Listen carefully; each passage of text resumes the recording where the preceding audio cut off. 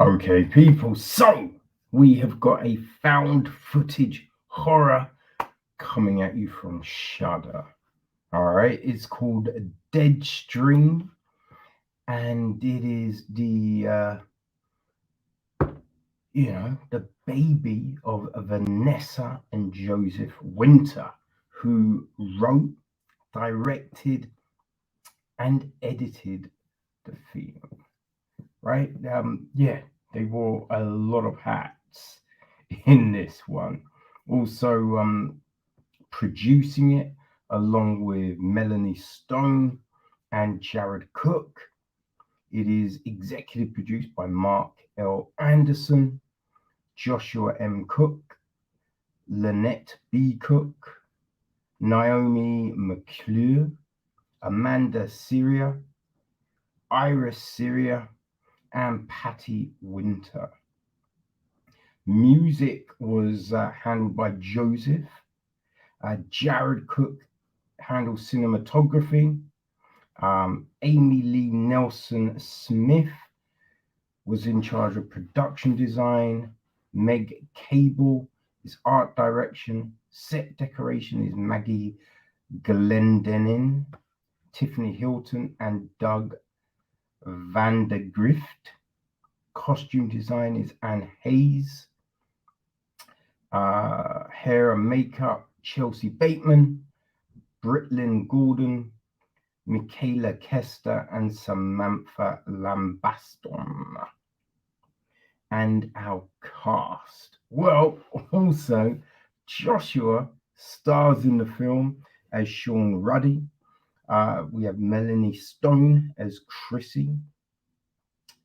Then we've got Jason K. Wixom as the corner man, Pat Barnett as Hetty, Max Lowland is played by Marty Collins. There's a Latin professor played by Perla Lacayo. Her daughter is played by Cecilia Austin-Lacayo. The Hansa kid is played by Hayden Geraghty. The bathtub corpse is played by Ariel Lee. Conjoined twin is Jackson Harker. Hetty's grandson is played by Jeremy Warner.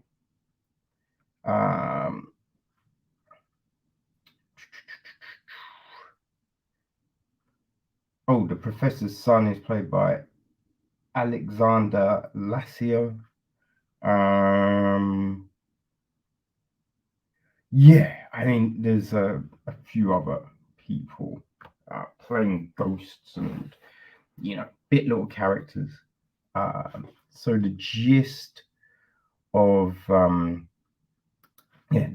story is this: a disgraced internet personality, Shawn Ruddy, attempts to win back his followers by live streaming one night alone in a haunted house.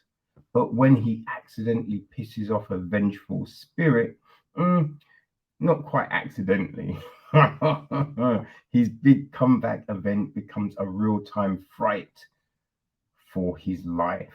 Not fight. Well, it was a fright, but it's also a fight for his life.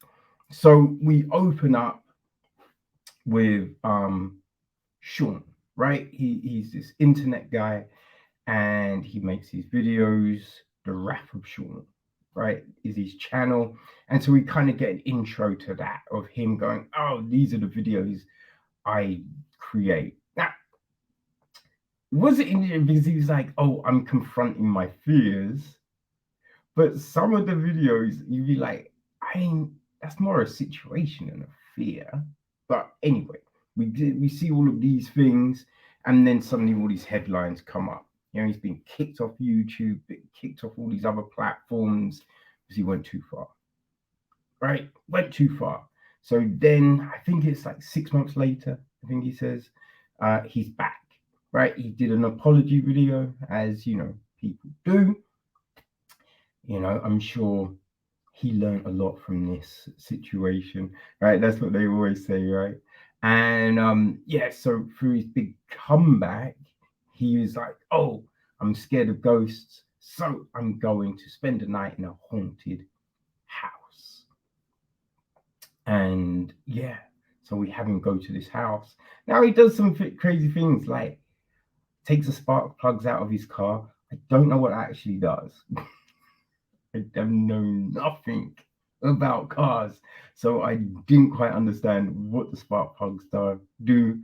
But I'm assuming because he couldn't drive away, they do something big, right? But he padlocks the door, throws away the key, all these crazy things to go. I'm not going to leave, right? Sets up cameras everywhere, and yeah, does a few crazy things, which basically unleash everything. But one of the big things of him staying there was he was going to look to provoke the ghosts so he could record them. Crazy ass idea. You know what I mean? Like, firstly, I ain't going to no haunted house. But if I was there, I ain't trying to piss no one off. You know what I mean? That's insane. It's insane. So we have all of this happen. We have some people it's yeah. I think it definitely makes you jump. You know what I mean? I've man, I was jumping all over the shop. Ain't gonna lie, you know. And I think Joseph does a good job of playing a very irritating internet person, right? You really do get that vibe that he is that cocky asshole trying to get likes, doing what he can to get the followers on his side and all of this kind of junk, right? So I think do a great job of that. It's lit very well because get all these shadows and these tricks of the light and all of that, which really do play into this whole aesthetic of, is this house haunted, right? Hearing all these noises and everything, they definitely do a very good job of creating the right ambiance. It is very creepy. Now, the ghouls, the monsters, the ghosts, whatever you want to call them, I mean, they don't always look realistic. You know what I mean? But when they suddenly appear out of nowhere, it makes you jump. It does make you jump. And Melanie Stone does a very good job with Chrissy, right? Very good job with Chrissy. And it's real interesting, that character's arc, right? Because I think there's a lot of things that definitely take you by surprise. Definitely take you by surprise with Chrissy and her introduction to the piece. So yeah, like the conjoined twins, it's creepy as fuck.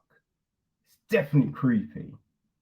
I mean, when you look a bit closer, hey, but that's all. Like, obviously, look, this is a low budget indie film, so they ain't got the money for the crazy prosthetics and all of that.